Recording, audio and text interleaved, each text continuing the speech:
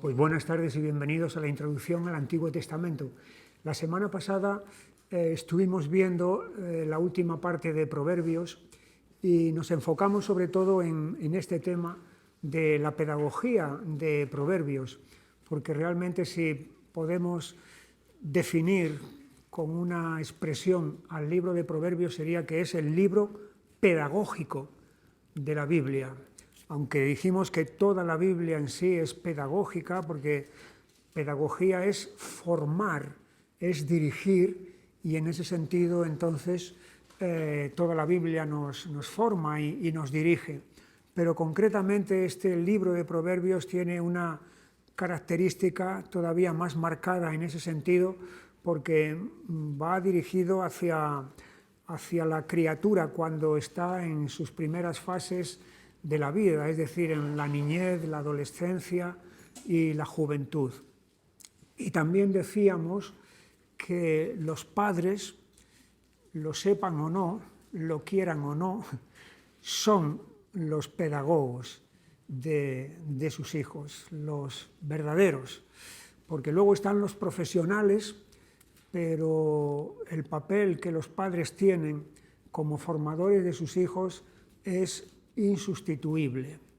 Y de hecho ahí vemos tantas veces la expresión hijo mío en el libro ese de un padre dirigiéndose a su hijo para guiarlo, aconsejarlo, dirigirlo, amonestarlo, etc. Y luego veíamos las diferentes cualidades que tiene la pedagogía en Proverbios, que eran estas y hay otras más que seguramente podemos ver. Y así es como llegamos entonces al libro del Cantar de los Cantares. El libro del Cantar de los Cantares es un libro corto, tiene 8 capítulos, nada más, y aquí he hecho una pequeña división así a grandes rasgos de las diferentes características que podemos sacar en este libro. En primer lugar, sobre el autor. El autor, como ahí nos dice en el comienzo del libro, Cantar de los Cantares, el cual es de Salomón. En este sentido, este libro es el que forma con Proverbios y Eclesiastés las obras que tenemos que escribió Salomón. Él es el autor. El estilo de este libro, cuando lo leemos, nos damos cuenta que no es un relato. No es un relato como tenemos en muchos, en la inmensa mayoría de los libros de la Biblia, sino que la característica de este estilo es poética. Y en este sentido, este libro, hay otros 2 libros más que son de ese mismo estilo poético, que son Salmos y Lamentaciones. Aunque es verdad que hay porciones por aquí y por allá, poéticas de la Biblia, en la Biblia, por ejemplo, el canto de Moisés, una vez que atraviesan el Mar Rojo y los egipcios se hunden y demás, ahí hay una porción poética. Está el canto de Débora también, en Jueces 5, ante la victoria sobre los cananeos, o en el Nuevo Testamento tenemos el canto de María, cuando recibe la noticia de que ella va a ser la madre del Salvador. Pues todo eso son porciones poéticas que hay en la Biblia, pero lo que es en sí libros enteros que sean solamente poéticos, tenemos a estos 3, que son Lamentaciones, Salmos y el Cantar de los Cantares. En este libro de Cantar de los Cantares hay 4 intervinientes, vamos a decir 4 actores, por así decirlo, aunque quizá la palabra actor no es la mejor, pero bueno, 4 intervinientes.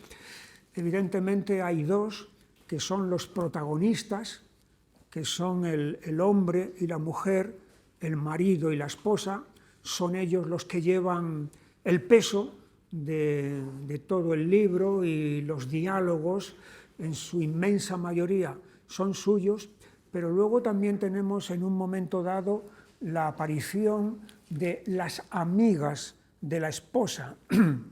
Allí en el capítulo 5 y versículo 9, que es tu amado más que otro amado, o la más hermosa de todas las mujeres.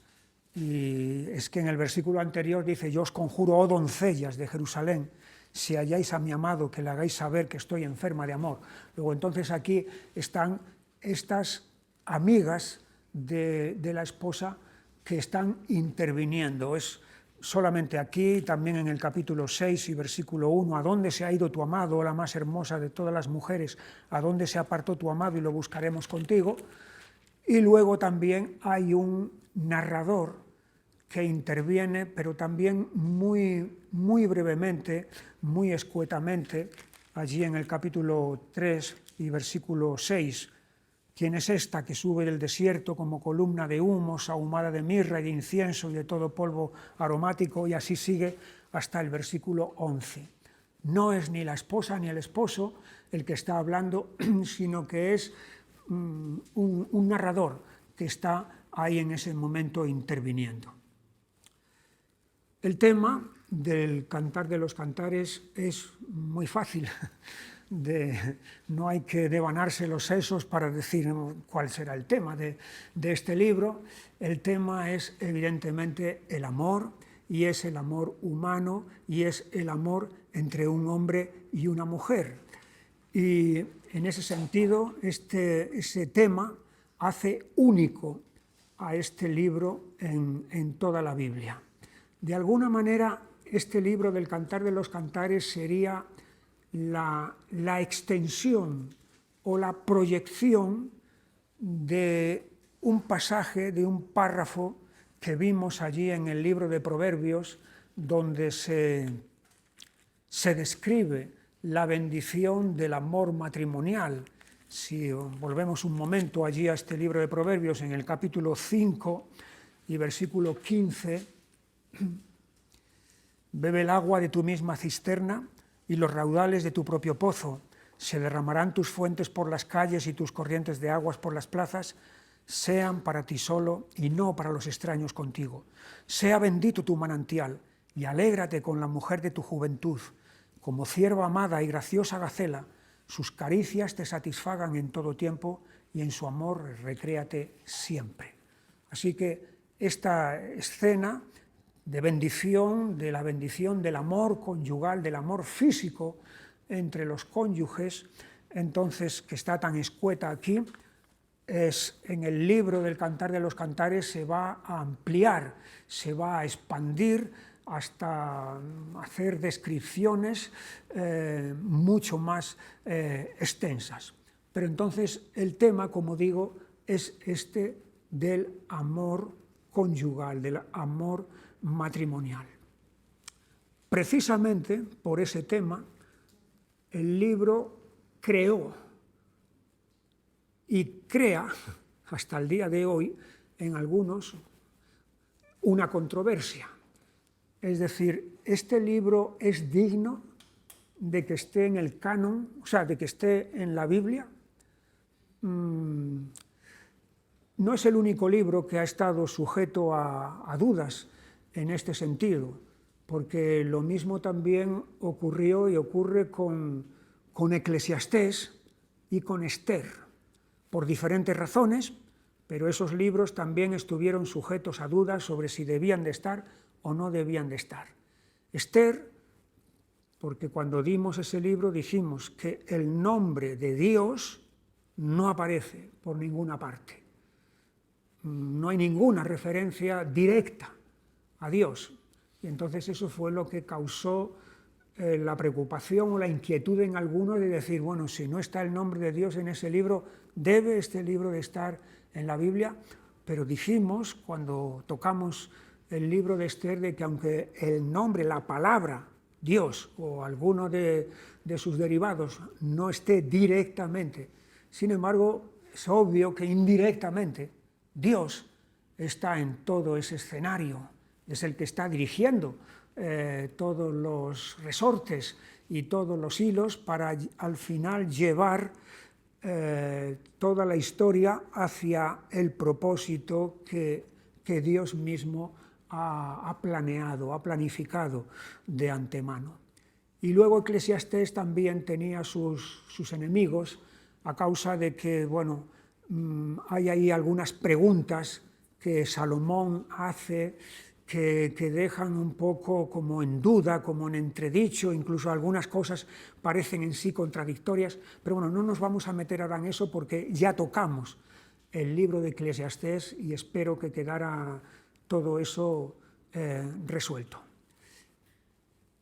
Y todas esas dudas y más, entonces se han levantado hacia el libro de Cantar de los Cantares.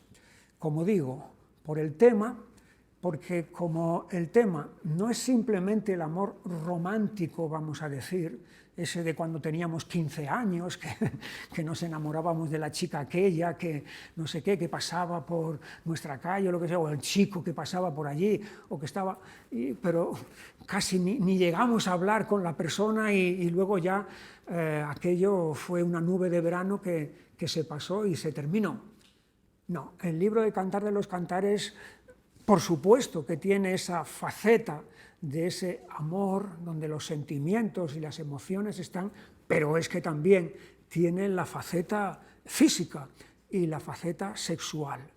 Y entonces ahí es donde, para algunos, esto se puede convertir en un obstáculo o en un tropiezo. Además, ocurre lo mismo que con Esther, que no aparece en mención a Dios por ninguna parte. Entonces, sumándolo todo eso, pues ha sido ese objeto de controversia. De hecho, yo conozco a alguien que es un cristiano, y puedo dar testimonio de que y es amigo y tal, y él no tiene muy claro el asunto del Cantar de los Cantares. Pero, sin embargo, aquí no hay nada vergonzoso, no hay nada vil, no hay nada sucio, porque todo está dentro del marco de la voluntad de Dios. Y el marco de la voluntad de Dios, en ese sentido, es el matrimonio. Y, por lo tanto, en el matrimonio no hay nada de lo cual haya que avergonzarse o asustarse o escandalizarse y demás. Ha habido este libro, ha habido muchas interpretaciones, o sea, cómo se debe de entender, pero se pueden resumir en dos, a grandes rasgos en dos. Una, que el libro hay que entenderlo literalmente, tal cual. Lo que estás leyendo es lo que hay, y entonces en ese sentido se está refiriendo o bien al matrimonio de Salomón con su esposa, o bien a un matrimonio, a otro matrimonio de un hombre con su mujer. Pero esta interpretación literal, entonces, lo que hace énfasis es de que se trata de una boda y de una relación matrimonial, como hay millones, ha habido y hay y habrá a lo largo de la historia. Esa es una interpretación. La otra interpretación que se ha hecho es simbólica, alegórica, o sea, de que más allá de lo natural, más allá de lo físico, aquí lo que hay que entender es algo espiritual. Y en este sentido, este libro ha servido de base para los místicos de todos los tiempos. Aquí en España, por ejemplo, se basaron en este libro de Cantar de los Cantares Fray Luis de León, Teresa de Ávila, Juan de la Cruz, se basaron en este libro y compusieron obras que iban en esta línea.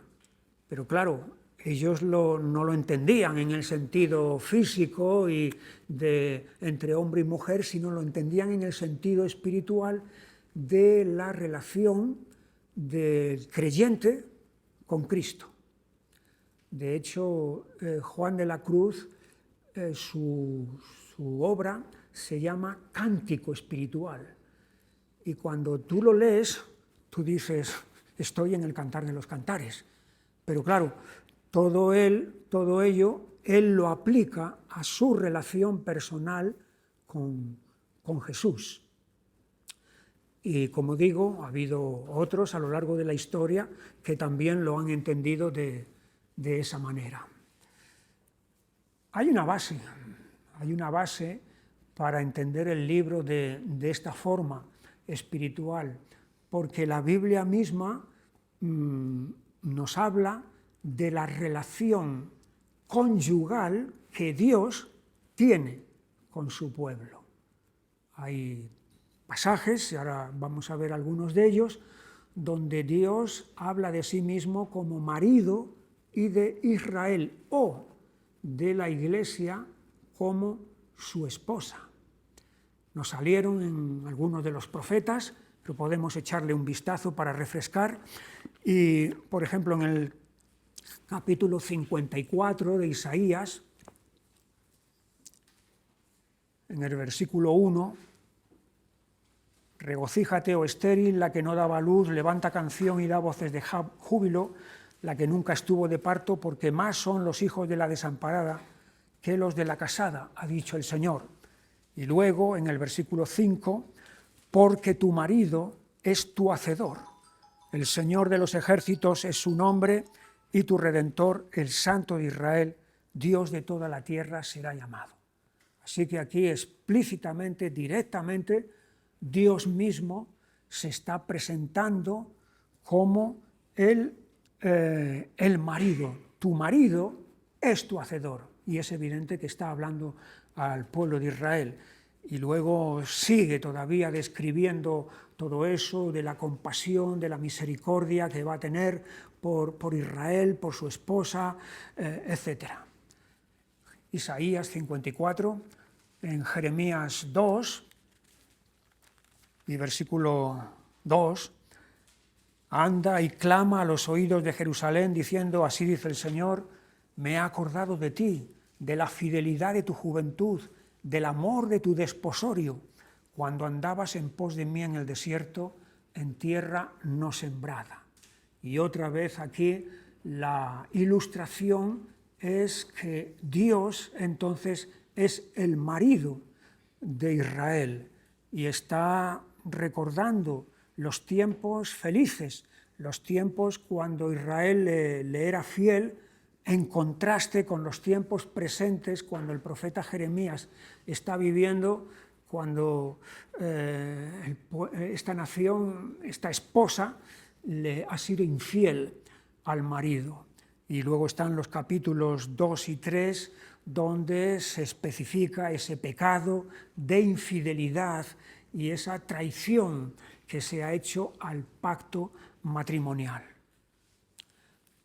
Luego tenemos en el libro del profeta Ezequiel, en el capítulo 16, de nuevo la misma ilustración, cuando la nación es descrita como una criatura que ha sido abandonada por sus padres, ha sido dejada a la intemperie y por lo tanto que le pueda pasar cualquier cosa, el peligro de las fieras o del clima o de lo que sea, y entonces allí es donde Dios pasa a su lado y le va a dar vida, y no solamente le va a dar vida, versículo 8, y pasé yo otra vez junto a ti y te miré, y he aquí que tu tiempo era tiempo de amores, y extendí mi manto sobre ti y cubrí tu desnudez, y te di juramento, y entré en pacto contigo, dice Jehová el Señor, y fuiste mía. Así que aquí el hecho de extender el manto, que es lo que Ruth también le pidió a Booz en determinado momento, extiende tu manto sobre mí, es un acto mediante el cual el varón tomaba a la mujer como esposa, luego habla del pacto contigo y fuiste mía.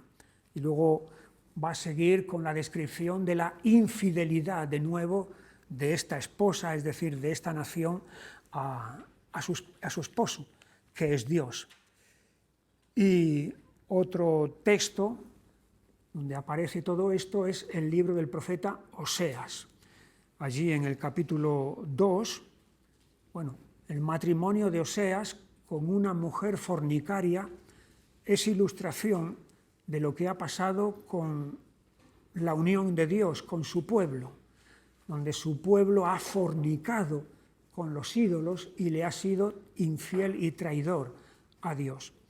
Pero luego vemos aquí la obra de restauración que Dios va a realizar hacia esta esposa que le ha sido infiel.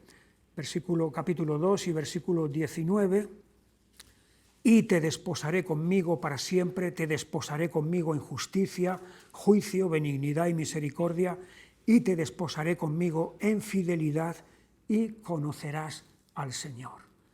Y este desposamiento, este matrimonio, entonces va a tener unas bases sólidas, porque está fundado justicia, juicio, benignidad y misericordia y fidelidad. Y luego dice, y conocerás al Señor. Y es evidente que la palabra conocer aquí no es simplemente un conocimiento intelectual, sino es esa palabra que se utiliza. Por ejemplo, cuando dice que conoció Adán a su mujer, y entonces ella dio a luz a un hijo, a Caín. Conocer, en ese sentido, es un término que habla de las relaciones más íntimas. Esto en cuanto al Antiguo Testamento, pero luego en cuanto al Nuevo Testamento, pues si nos vamos a la carta a los Efesios, tenemos allí en el capítulo 5, cuando el apóstol Pablo habla de marido y mujer humano, del matrimonio humano, 5:25, maridos, amad a vuestras mujeres, así como Cristo amó a la Iglesia y se entregó a sí mismo por ella. Es evidente que si está poniendo la comparación entre marido y esposa con Cristo y la Iglesia, es que esa comparación es apropiada, porque significa que Cristo y la Iglesia entonces son ese marido y esa esposa. Y luego en el último libro de la Biblia lo mismo. Tenemos en el capítulo 19 y versículo 7, gocémonos y alegrémonos y démosle gloria porque han llegado las bodas del Cordero y su esposa se ha preparado y a ella se le ha concedido que se vista de lino fino, limpio y resplandeciente, porque el lino fino es las acciones justas de los santos. Así que aquí tenemos de nuevo, otra vez, a Jesús y la Iglesia, su esposa, en este sentido de la relación matrimonial. Luego pasamos a los calificativos. Los calificativos que el marido y la esposa emplean para referirse el uno al otro. Aquí tenemos, en verde, tenemos los calificativos que él usa para referirse a ella. Y en rojo tenemos los calificativos que ella emplea para referirse a él. Quizá podemos detenernos un poquito en... me he saltado lo de las ilustraciones. Bueno, ya estamos en los calificativos y luego nos vamos a las ilustraciones, ¿vale? No me he dado cuenta. Entonces, vamos a ver, a pararnos un momento en algunos de estos calificativos. Tenemos, por ejemplo, el de amiga. Así es como en muchas ocasiones él se refiere a ella como amiga. La palabra amiga habla de confidencia. Tu amigo es tu confidente, ¿verdad? En ese sentido, la esposa es con quien él tiene sus confidencias. Es decir, sus secretos, su intimidad, aquello que no va a compartir con nadie más, eso entonces lo va a compartir con ella. Capítulo 1 y versículo 9. A yegua de los carros de Faraón te he comparado, amiga mía. Versículo 15. He aquí que tú eres hermosa, amiga mía. Capítulo 2 y versículo 2. Como el lirio entre los espinos, así es mi amiga entre las doncellas. Versículo 10. Mi amado habló y me dijo, levántate, oh amiga mía. Versículo 13, la higuera ha echado sus higos y las vides en cierne dieron olor, levántate, oh amiga mía. Capítulo 4 y versículo 17, capítulo 4 y versículo 1, he aquí que tú eres hermosa, amiga mía. Y versículo 7 también, toda tú eres hermosa, amiga mía. Y todavía hay algún pasaje más, que ya no lo voy a leer, pero esta es una de las maneras en las que él se está refiriendo, dirigiéndose a ella. De esta manera, entonces, amiga, confidente, contigo es con quien puedo compartir todo mi interior. Otra expresión que él utiliza hacia ella es la de paloma, capítulo 2 y versículo 14. Paloma mía, que estás en los agujeros de la peña. Capítulo 5 y versículo 2. Yo dormía, pero mi corazón velaba. Es la voz de mi amado que llama, ábreme, hermana mía, amiga mía, paloma mía. Capítulo 6 y versículo 9. Más una es la paloma mía. Paloma es un término que nos habla de ternura. Ternura. Podía haber escogido a lo mejor otra ilustración, pero hay pocos animales que puedan expresar de una manera tan evidente la ternura como la paloma. Es evidente que hay otros animales que lo que expresan es algo totalmente diferente. Fiereza, agresividad, etcétera. Pero la paloma cuadra perfectamente entonces con este sentimiento de ternura que él tiene hacia ella. Otra palabra que él emplea es esposa, y aquí es donde estamos, en el terreno del matrimonio. Es decir, no estamos en el terreno de dos jovencitos amantes que se han escapado por ahí y están teniendo una aventura loca de estas y demás. No. La palabra esposa que él va a emplear para ella, entonces pone las cosas en su sitio. Capítulo 4 y versículo 8. Ven conmigo desde el Líbano, oh esposa mía. 9. Prendiste mi corazón, hermana, esposa mía. 10. Cuán hermosos son tus amores, hermana, esposa mía. 12. Huerto cerrado eres, hermana mía, esposa mía. Y 5. 12. Sus ojos. 5.1. Perdón. Yo vine a mi huerto, oh hermana, esposa mía. Y en el 2. Yo dormía, pero mi corazón velaba, es la voz de mi amado que llama, ábreme, hermana mía, amiga mía, paloma mía, perfecta mía. Aquí no está... No, es que me he equivocado, es el 1 nada más. Vale, esposa. Pero entonces, esta palabra dirigida hacia ella es un término de honor. No es una amante. Es una amante, no es una aventura todo esto. No es una pareja, esposa. Esto pone las cosas en otro nivel, en una categoría. Entonces, de que estamos en esta categoría de honor, que es el matrimonio, que es precisamente lo que vimos en la carta a los Hebreos, honroso sea en todos el matrimonio, honroso, honor, el matrimonio.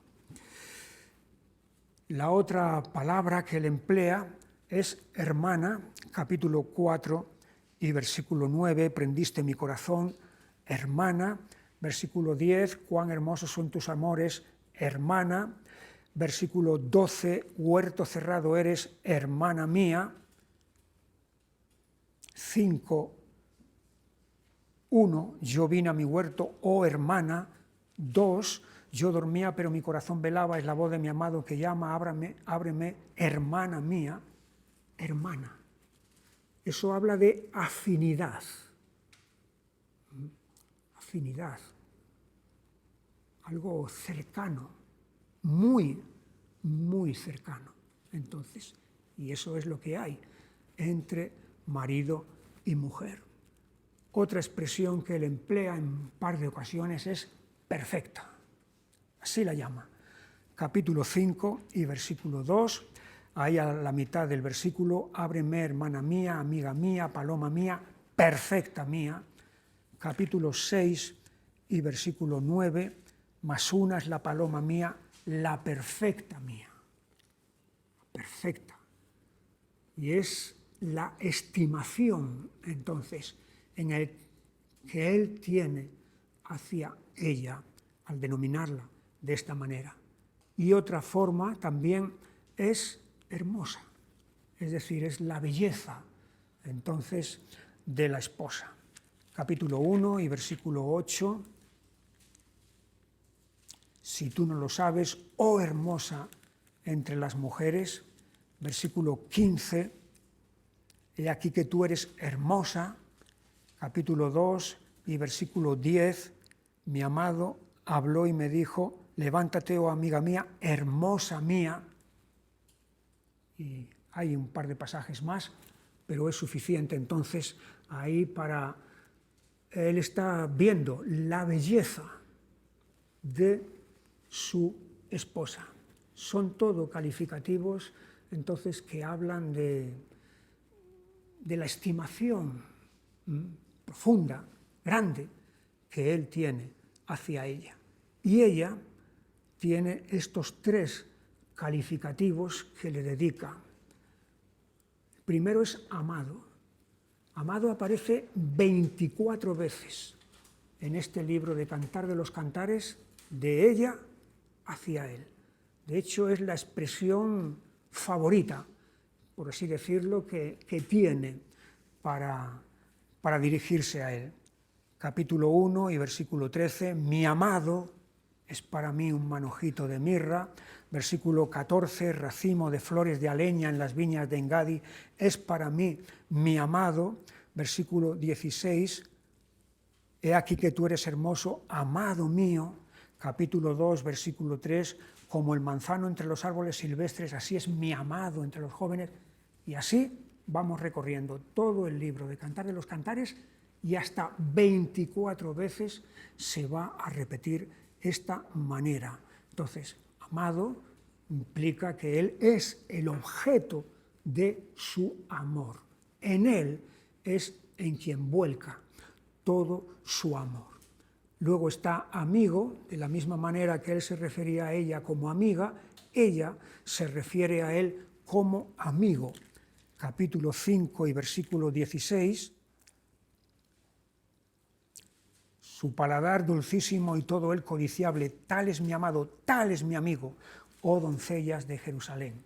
Si decíamos que amigo es el confidente, pues entonces él es el confidente de ella es el confidente de él, es la confidente de él, y él es el confidente de ella. Y luego también está hermoso, de la misma manera que ella se refería a él, de esta manera, hermoso, bello, aquí también ella se dirige a él así, capítulo 1 y versículo 16. He aquí que tú eres hermoso, amado mío, y dulce. ¿Qué manera de hablarse el uno al otro? Tenemos que tomar nota. Tenemos que tomar nota, los que estamos casados me refiero, y aprender a hablar con palabras que sean de bendición, de edificación y de hacer el bien a nuestro cónyuge, no con palabras agrias, bruscas, especialmente los hombres, ¿verdad? Ese es uno de nuestros puntos débiles que tenemos, entonces, de hablar a veces de forma desconsiderada, descortés, mal educada, brusca, etc. Entonces, aquí están estos calificativos. Y ahora sí vamos entonces con las ilustraciones. Salomón va a emplear muchas ilustraciones para describir el tema que es el amor conyugal. Estas ilustraciones tienen que ver con los sentidos, el sentido del gusto, el sentido del olfato y el sentido de la vista. Esos tres son los sentidos que él va a echar mano para describir entonces esta relación amorosa. En primer lugar, el gusto. Y para eso utiliza el vino. El vino, esa bebida, entonces, para expresar esto. Capítulo 1 y versículo 2. Oh, si él me besara con besos de su boca, porque mejores son tus amores que el vino. Y en el versículo 4, atráeme, en pos de ti correremos, el rey me ha metido en sus cámaras, nos gozaremos y alegraremos en ti, nos acordaremos de tus amores más que del vino, con razón te ama. Y en el 4:10, lo mismo. Cuán hermosos son tus amores, hermana, esposa mía, cuánto mejores que el vino tus amores. Así que, vez tras vez, él emplea el vino. El vino es esa bebida embriagadora y en ese sentido este amor es embriagador. Estamos en el matrimonio, por lo tanto, dentro de la voluntad de Dios totalmente. Otra referencia al gusto son los frutos, la fruta que comemos. Capítulo 2 y versículo 13, la higuera ha echado sus higos y las vides en cierne dieron olor. Higuera, vides, en 4:13, tus renuevos son paraíso de granados, con frutos suaves. Granados, higuera, vides. En el versículo 16, levántate Aquilón y ven Austro, son los vientos del norte y del sur. Soplad en mi huerto, despréndanse sus aromas, venga mi amado a su huerto y coma de su dulce fruta. Nuevo otra vez vemos aquí el sentido del gusto. Y en el capítulo 6 y versículo 11, al huerto de los nogales descendí a ver los frutos del valle y para ver si brotaban las vides, si florecían los granados.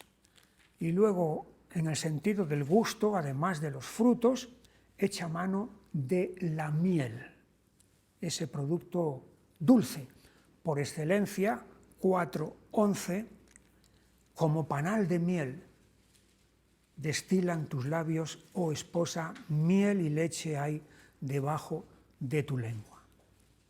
El gusto. Tenemos el sentido del olfato. El olfato con los ungüentos y con las especias. Las especias son esos productos que le van a dar, aparte de sabor, van a dar también olor a determinadas comidas cuando se echan allí, ¿verdad? Pues aquí lo tenemos, capítulo 1 y versículo 3, a más del olor de tus suaves ungüentos, tu nombre es como ungüento derramado, por eso las doncellas te aman. Un ungüento, un perfume, algo que se palpa por el olfato. Versículo 13, mi amado es para mí un manojito de mirra que reposa entre mis pechos. Mirra. Hay un olor, ahí también. En 4:10, cuán hermosos son tus amores, hermana, esposa mía, cuánto mejores que el vino tus amores, y el olor de tus ungüentos que todas las especias aromáticas.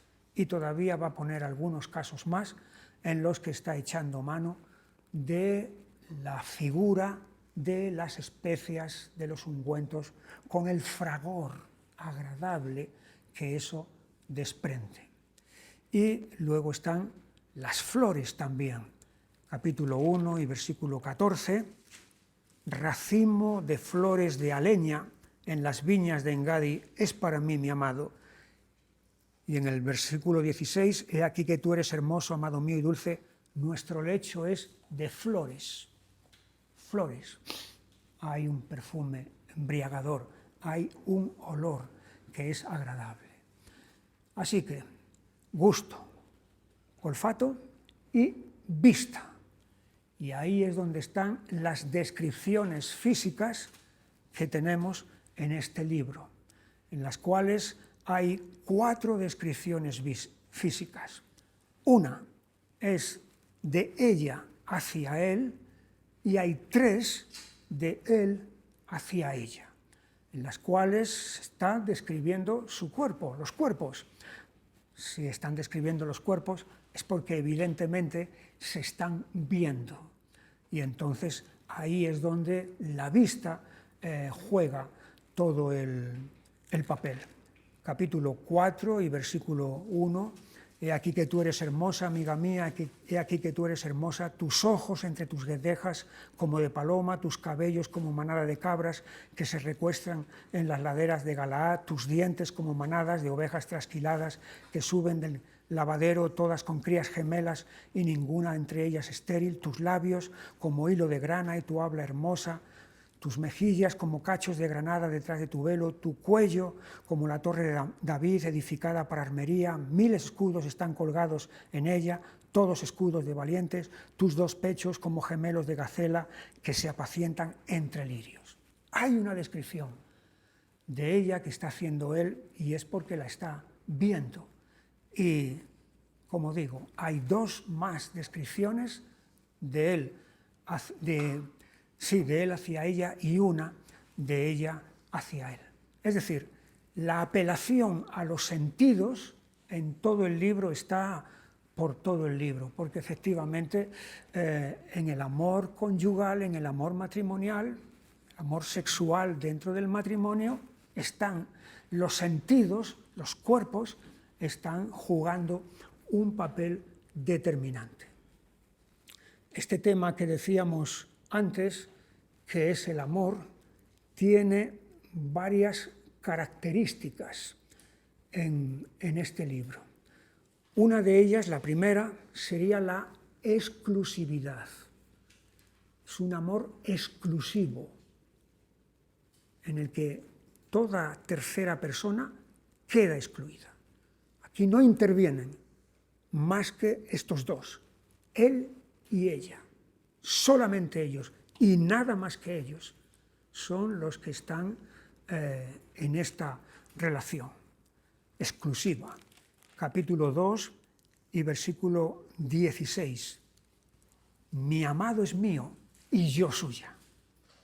Mi amado es mío, es mi posesión, y yo soy su posesión.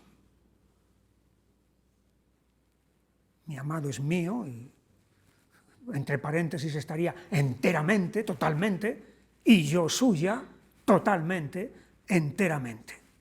Una exclusividad.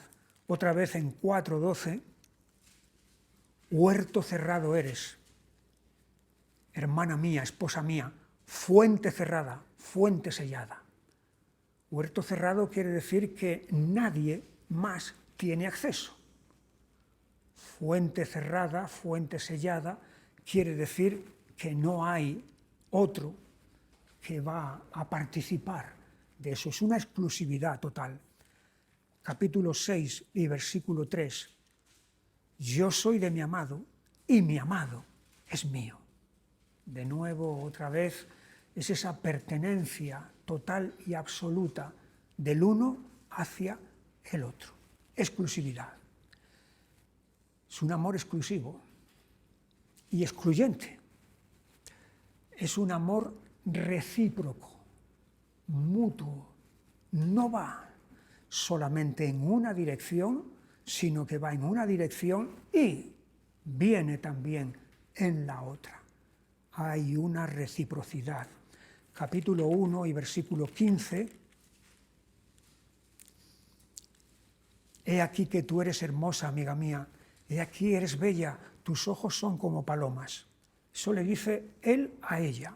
Y a continuación, he aquí que tú eres hermoso, amado mío, y dulce, nuestro lecho es de flores. ¿Ves ahí la reciprocidad, lo mutuo? Él se está dirigiendo a ella en estos términos tiernos y amorosos, y ella se está dirigiendo a él en los mismos términos también. Hay un arrebato, porque en el amor hay un arrebato. Capítulo 4 y versículo 9. Prendiste mi corazón, hermana, esposa mía, has apresado mi corazón con uno de tus ojos, con una gargantilla de tu cuello. En otras palabras, lo que está diciendo es, me has conquistado. Me has conquistado. Ese arrebatamiento, ¿no?, del enamoramiento. Está el factor de la limpieza. Este amor es limpio. Nada tiene que ver con la suciedad. Capítulo 4 y versículo 7. Toda tú eres hermosa, amiga mía, y en ti no hay mancha. Aquí no hay nada sucio. Aquí no hay nada de lo cual haya que avergonzarse, nada de que esconder. Todo está limpio. Hay un desencuentro en este amor, en todo amor, ¿verdad? En toda relación conyugal y matrimonial a veces se producen desencuentros, ocasiones en las que no estamos en la misma sintonía y hay desacuerdos. Capítulo 5 y versículo 2. Yo dormía, pero mi corazón velaba. Es la voz de mi amado que llama. Ábreme, hermana mía, amiga mía, paloma mía, perfecta mía, porque mi cabeza está llena de rocío, mis cabellos de las gotas de la noche. Me he desnudado de mi ropa, ¿cómo me he de vestir? He lavado mis pies, ¿cómo los he de ensuciar? Mi amado metió su mano por la ventanilla y mi corazón se conmovió dentro de mí.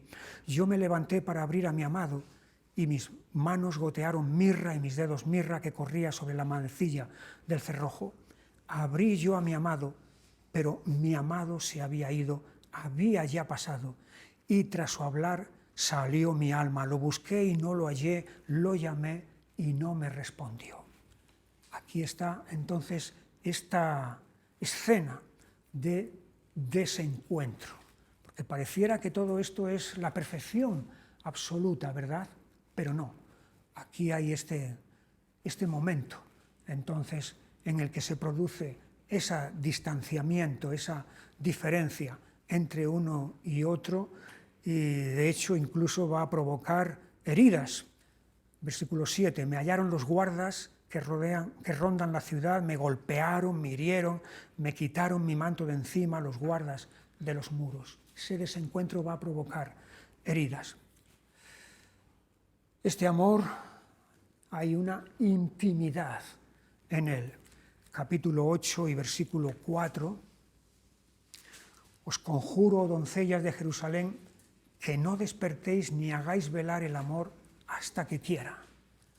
Es esa intimidad en que esposo y esposa quieren estar solos y quieren estar solos todo el tiempo que haga falta. Y son esos momentos y esas ocasiones en las cuales buscamos el evadirnos, el aislarnos para poder estar el uno con el otro nada más. Y luego está la fuerza que tiene el amor. Este mismo capítulo 8, versículo 6, ponme como un sello sobre tu corazón, como una marca sobre tu brazo, porque fuerte es como la muerte el amor, duros como el Seol los celos, sus brasas, brasas de fuego, fuerte llama. Las muchas aguas no podrán apagar el amor, ni lo ahogarán los ríos.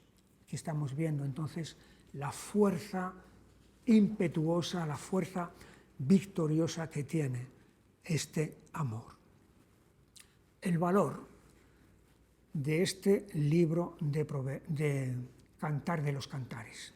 Este libro es de total actualidad, de actualidad permanente, porque está hablando del amor entre hombre y mujer, entre esposo y esposa. Y además está centrando ese amor en el lugar que le corresponde, en la voluntad de Dios, que es el matrimonio. Por lo tanto, frente a todos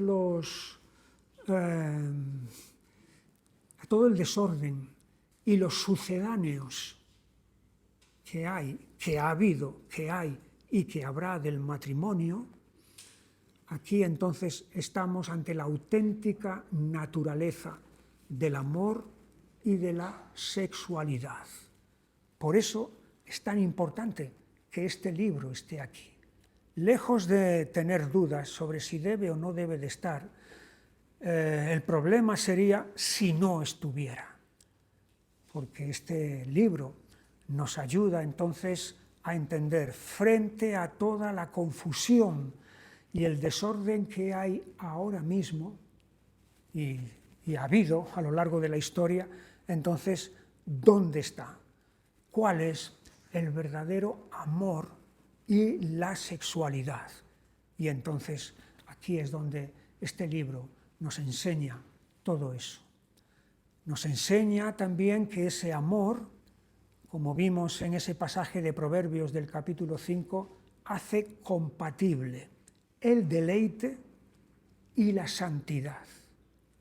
Aquí en Cantares, el deleite mutuo que marido y mujer tienen el uno hacia el otro, es compatible con la limpieza.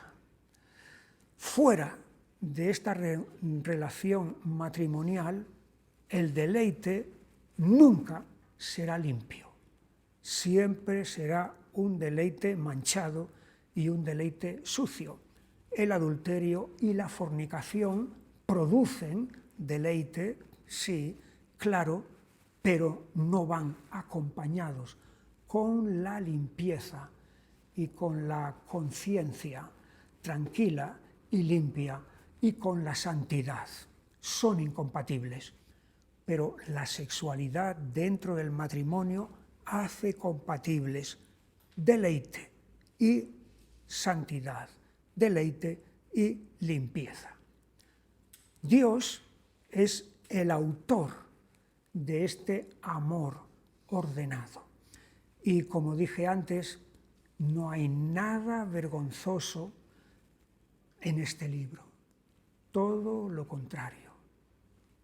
Todo está dentro del marco que Dios ha creado. Así que Cantar de los Cantares es un canto al don del amor conyugal. Y por eso es un libro precioso. Terminamos aquí. Y terminamos no solamente Cantar de los Cantares, sino terminamos el Antiguo Testamento, porque los profetas que vienen a continuación ya los dimos en su momento. En el Antiguo Testamento Dios se nos presenta a sí mismo. Y el Antiguo Testamento nos enseña cuál es nuestro origen, cuál es nuestra dignidad y cuál es nuestro fracaso y nuestra miseria. Pero también el Antiguo Testamento anuncia al Salvador y la salvación que nos rescata de ese fracaso y de esa miseria, de ese pecado, y que luego el Nuevo Testamento entonces va a hacer explícito. Y si Dios quiere, entonces, después del verano, pues acometeremos el Nuevo Testamento. Recordaremos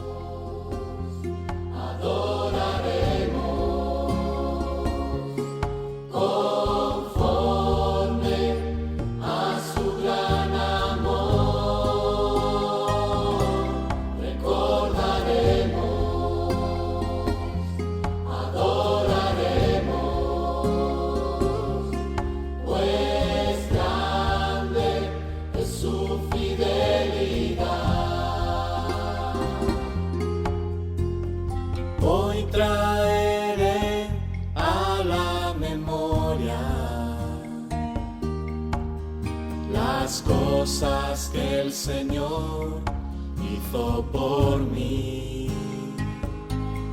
incontables